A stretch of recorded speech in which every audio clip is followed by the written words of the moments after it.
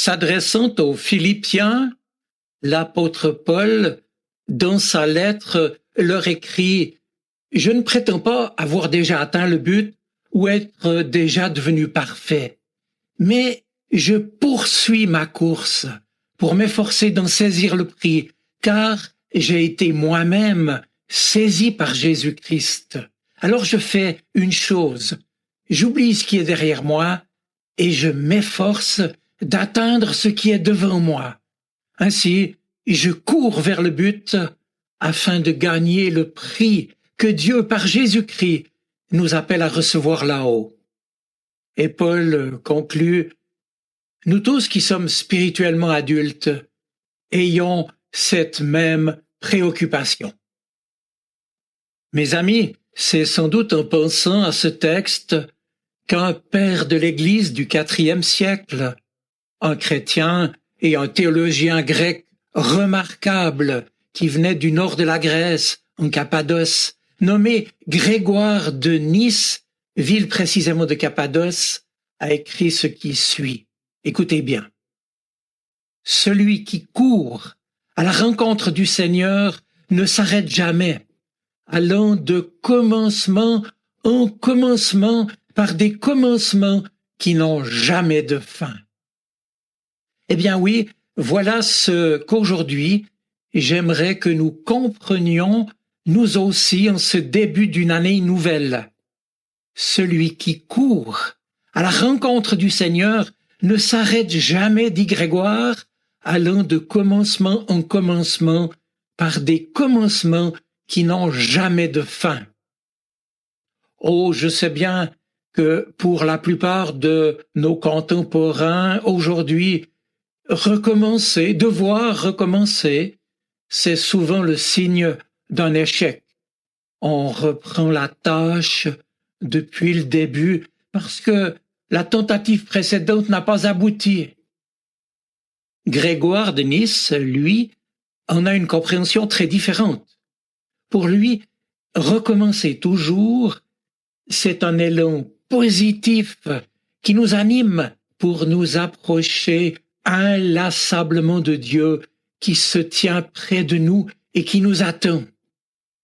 Mais bien entendu, cet élan doit donc continuellement être revivifié, renouvelé.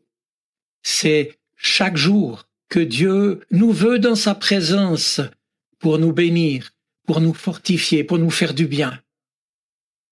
Demeurez en moi, nous dit Jésus, et je demeurerai en vous. C'est en Jean 15. Notre élan vers lui, il nous faut donc constamment le raviver. Or, cette dynamique de constant recommencement ne concerne pas seulement notre rencontre avec le Seigneur, que nous n'avons jamais fini de connaître en vérité, mais concerne aussi nos relations avec les autres, à commencer par ceux qui nous entourent et par nos frères et sœurs en Jésus-Christ. Eh bien, cette idée précisément, Grégoire de Nice la développe en particulier dans ses commentaires sur le Cantique des Cantiques, un livre de l'Ancien Testament, où, vous le savez peut-être, ce chant d'amour prend les contours d'un dialogue entre Dieu et la personne humaine. Un dialogue qui ne peut que rester balbutiant pour nous, face bien sûr à l'infini de la bonté de celui qui toujours nous cherche et nous parle. D'où la nécessité de reprendre constamment ce dialogue avec lui. Grégoire est un bon connaisseur de la vie spirituelle du chrétien, convaincu, je le cite encore, que la fin d'une découverte devient, dit-il, le commencement de la découverte de bien plus haut encore. Une conviction qu'il partage d'ailleurs avec bien d'autres chrétiens anciens qui ont témoigné eux aussi de leur expérience de la plénitude de la présence et de l'amour de Dieu chaque jour renouvelé. Ainsi, l'un d'entre eux, resté anonyme, a ainsi pu dire « Jusqu'à notre dernier souffle, une voix nous crie « Aujourd'hui, recommence !» c'est un commencement qu'on avance dans la quête de la lumière de Dieu, elle-même porteuse de joie. D'ailleurs, souvenez-vous, au matin de Pâques, un jour sans nul autre pareil, les femmes venues au tombeau reçoivent justement l'ordre, non pas de rester sur place, mais de se mettre en mouvement, de repartir pour, je cite, « Allez, annoncer, dit Jésus à mes frères, qu'ils doivent partir pour la Galilée, et là, ils me verront. » C'est en Matthieu 28. Et l'on peut lire à la fin de ce même évangile qu'ils ont fidèlement exécuté cette directive et que les 11 disciples s'en allèrent en Galilée, à la montagne où Jésus leur avait ordonné de se rendre. Alors, quand ils le virent, ils se prosternaient. L'apôtre Paul, Grégoire de Nice, Matthieu et tant d'autres encore, bref, tous insistent donc sur la nécessité de faire mouvement pour rencontrer Jésus ressuscité. Et puis quand vient ensuite pour lui le moment de partir pour le ciel, lui nous dit « Je suis avec vous tous les jours jusqu'à la fin du monde ». Mes amis, où pouvons-nous le voir en ce début d'une année civile nouvelle? Quelle est cette Galilée personnelle où nous avons rendez-vous avec lui? C'est l'apôtre Paul, dans sa lettre aux Romains, qui nous donne une piste. C'est en Romains 8. Tous ceux qui se laissent conduire par l'Esprit de Dieu, ceux-là sont fils de Dieu. C'est l'Esprit Saint qui nous conduit vers la rencontre avec le Christ et qui nous mène vers ces multiples Galilées où nous pouvons nous prosterner devant lui pour l'adorer et le servir. Oui, Dieu nous conduit par son esprit. Dieu veut nous guider et nous conduire, comme il l'a toujours fait. Ainsi, souvenez-vous de cet épisode de l'Ancien Testament. Il nous est rapporté en Exode chapitre 40, alors que Moïse avait construit sur ordre du Seigneur la tente de la rencontre, c'est-à-dire le tabernacle, que la nuée vint recouvrir la tente et la gloire du Seigneur remplit la demeure. Alors pour leurs déplacements successifs, les Israélites ne se mettaient en route que si la nuée s'élevait au-dessus de la demeure. Mais si la nuée ne bougeait pas, ils ne partaient pas. Ils attendaient le jour où elle s'élevait. Ainsi le Seigneur manifesta sa présence aux Israélites par la nuée qui enveloppait la demeure pendant le jour ou par le feu qui brillait pendant la nuit, et cela tout au long de leur voyage vers la terre promise. Mes amis, nous pouvons certainement nous inspirer du symbolisme de cette nuée. En hébreu, c'est le mot « Hanan », qui a si mystérieusement indiqué le chemin au peuple, un chemin vers la terre promise, le faisant tantôt s'arrêter, et même parfois longuement, et tantôt se lever et se déplacer, imprimant par là même le rythme de la marche sous la conduite de Dieu, qui sait les temps, les circonstances et les moments. Et tous allaient donc de recommencement en recommencement. En effet, nous dit le livre des Nombres cette fois, quand la nuée s'élevait du dessus du tabernacle, les Israélites levaient le camp et repartaient. Et quand la nuée ne s'en élevait pas, ils ne partaient pas, attendant le moment où elle s'en élevait, indiquant que le Seigneur leur disait alors de se remettre en route. Ce passage du livre des Nombres évoque les arrêts, les remises en marche du peuple observant la nuée. Je cite encore, « La nuée recouvrait donc la demeure, appelée aussi le tabernacle. Elle devenait lumineuse la nuit. Et chaque fois que la nuée s'élevait au-dessus de la tente, les Israélites levaient le camp pour aller s'installer à l'endroit où la nuée allait se poser. Ils levaient le camp sur l'ordre du Seigneur et ils le réinstallaient également sur son ordre. il ne déplaçait pas le camp tant que la nuée restait sur la demeure. Et si la nuée restait longtemps sur le tabernacle, les Israélites obéissaient au Seigneur et ne partaient pas. Les Israélites n'installaient et ne levaient le camp que sur l'ordre du Seigneur. Il est évident, mes amis, que ce mode particulier de présence et de conduite, voulu par Dieu pour son peuple alors qu'il était dans le désert, exigeait une attention et une vigilance continue pour pouvoir répondre rapidement à l'imprévisible mouvement de la nuée et pour garder confiance surtout en la présence protectrice de Dieu. Et cela, bien sûr, leur était rappelé quand les arrêts leur paraissaient trop longs et que le but à atteindre leur semblait inatteignable. Exode 14, verset 19, nous dit, je cite, « que l'ange de Dieu marchait devant le peuple, accompagné de cette nuée, et en cela qu'elle était surtout le signe privilégié de la bonté et de la fidélité active du Seigneur de l'Alliance. » Plus tard, les textes prophétiques et les psaumes et d'autres encore mentionnent à plusieurs reprises ce même symbolisme de la nuée, pour illustrer par exemple aussi que si Dieu semble parfois se dérober aux attentes de son peuple, c'est du fait de ses fautes et de l'infidélité du peuple aux engagements de l'Alliance conclus au Sinaï et maintes fois renouvelés pourtant. Et puis, le Nouveau Testament également, dans un langage analogue, reprend parfois ce même signe de la nuée qui accompagne à certaines grandes occasions une manifestation de Dieu qu'on appelle une théophanie. Et cela en particulier à Marie qui enfantera après, nous dit le texte, que le Tout-Puissant l'ait couverte comme d'une ombre. C'est en Luc chapitre 1 verset 35. Et puis manifestation de la nuée aussi lors de l'épisode de la transfiguration en Matthieu chapitre 17. Et puis bien entendu au moment de l'ascension de Jésus.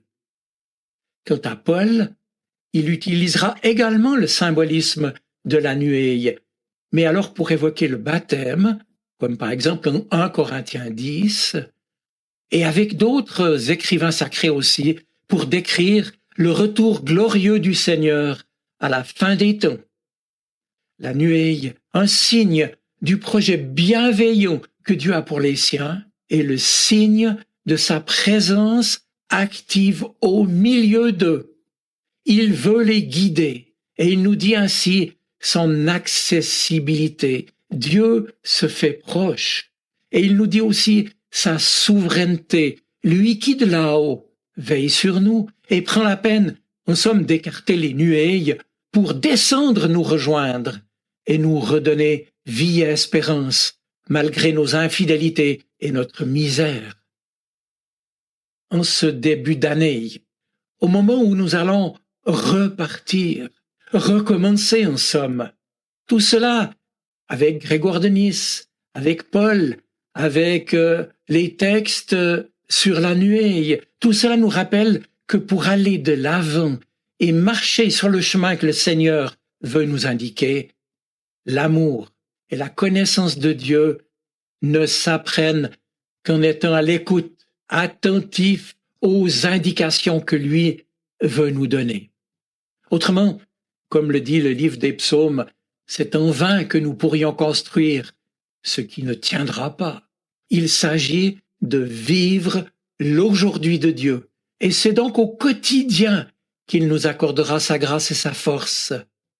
C'est bien entendu pour nous aujourd'hui, dans la lecture de la Bible et dans une vie de prière personnelle et communautaire, que le Seigneur d'abord nous attend pour nous rencontrer et nous indiquer la route à suivre. Oui, il nous attend les uns et les autres, mais dans une disponibilité libérée de la peur et des nostalgies, car il s'agit de vivre l'aujourd'hui de Dieu. Et c'est donc au quotidien qu'il nous accordera sa grâce et sa force, tout comme il l'avait fait pour son peuple avec la manne dans le désert, offerte sans qu'on puisse la stocker, tout comme il l'a fait donc aussi avec la nuée et le feu la nuit dans la nuée qui guidait le peuple. Et cela, je le souligne, selon des rythmes qui appartiennent à Dieu et qui exigeaient du peuple une totale obéissance et une pleine vigilance. Nous pouvons donc nous en inspirer comme d'un modèle pour vivre et avancer en chrétien aujourd'hui. Car la foi et l'espérance ne sont bien sûr pas quelque chose que l'on possède, mais un cheminement qui connaît des passages lumineux et puis des zones d'ombre aussi, des horizons ouverts et des sentiers tortueux parfois et même incertains. Et de temps à autre, il est vrai, la nuée qui nous conduit et nous protège peut nous apparaître beaucoup plus enveloppée d'obscurité que lumineuse. Mais même dans ces moments difficiles, en nous, le feu de l'esprit veut continuer de brûler, de rayonner et nous redire que dans la nuée, le feu de la présence du Seigneur n'a jamais manqué, ni ne manquera pour ses enfants, où qu'ils soient et quoi qu'ils puissent traverser aujourd'hui. En ce début d'année nouvelle, il s'agit donc de repartir avec confiance pour un voyage inconnu, un peu comme Abraham, qui partit, nous dit l'Épître aux Hébreux, chapitre 11, sans savoir où il allait. Il avait fait confiance à Dieu. C'est un cheminement et une marche qui requiert de nous confiance, obéissance et persévérance, qui nous sont d'ailleurs rendus possibles du fait même que notre Dieu nous offre tout à nouveau, à chacun, sa communion d'amour infini et parfaite qui nous attire à lui. C'est par elle, par son amour fidèle, qu'il travaille par son esprit à nous transformer intérieurement et qu'il le fera tous les jours de cette année, si nous le voulons bien. C'est donc par sa présence agissant en nous, celle de son esprit, affirme l'apôtre Paul, que nous pouvons dire « Abba, Père », que nous sommes en relation avec lui. Et le Seigneur nous montre qu'il veut, par son esprit, nous configurer au Christ lui-même et qu'il nous a établis dans la filiation du Père pour que notre vie, en effet, peu à peu, soit conforme à la sienne. En d'autres mots, nous dit l'Écriture, c'est là le chemin de la sanctification, c'est vivre de la vie du Christ en union avec lui, en communion avec lui, jour après jour. Cela consiste à demeurer en Christ, comme le cep est attaché au sarment de la vigne, nous avait dit Jésus en Jean chapitre 15. Alors associé à sa mort et à sa résurrection de manière unique et personnelle, pour mourir et ressusciter constamment avec lui, pour vivre de sa vie.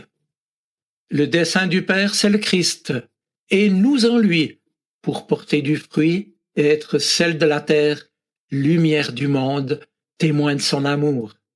Frères et sœurs, pour cela, il nous faut écouter ce que nous dit l'Esprit Saint et le laisser agir, obéir à sa voix, comme Israël suivait les indications de la nuée. Il s'agit de collaborer avec lui, littéralement de travailler avec lui. Paul le dit en Romains 8, nous avons des obligations, mais non envers la faiblesse humaine pour vivre selon sa logique. Mais si par l'Esprit Saint, nous faisons mourir le comportement de notre être égoïste, nous vivrons. Car toutes les personnes qui sont conduites par l'Esprit de Dieu sont enfants de Dieu. Littéralement, je l'ai dit tout à l'heure, l'expression en grec dit « ceux qui se laissent conduire par l'Esprit de Dieu ». Le verbe, la phrase est au passif, pour souligner qu'il s'agit bien de nous offrir à Dieu pour que lui nous purifie et que lui puisse accomplir son travail en nous sans y trouver d'obstacle. La suivance du Christ, c'est-à-dire notre vie chrétienne, requiert donc, encore une fois, cette ferme résolution, chaque jour renouvelée, de nous offrir tout entier à celui qui nous a tout donné. Suivre Jésus, c'est d'abord écouter sa voix et agir en conséquence. Il s'agit de mettre ses pas dans les pas de Jésus, comme on dit, ce qui suppose une ferme résolution, encore une fois, de lui faire confiance et de lui obéir, de se laisser faire, laisser travailler par lui, de consentir et de collaborer à ce qu'il puisse, lui, agir en nous et nous conduire par son esprit. Être attentif à son appel et se mettre en marche, telle sera ma conclusion, suppose donc bien de vouloir faire la volonté de Dieu. Alors, avec sincérité, interrogeons-nous sur ce point et méditons cette parole de Jésus. Il ne suffit pas de dire Seigneur, Seigneur pour entrer dans le royaume des cieux. Il faut faire la volonté de mon Père qui est aux cieux. Mes amis, que le Seigneur nous bénisse et nous renouvelle dans nos recommencements sincères et dans notre marche de chaque jour avec lui. Amen.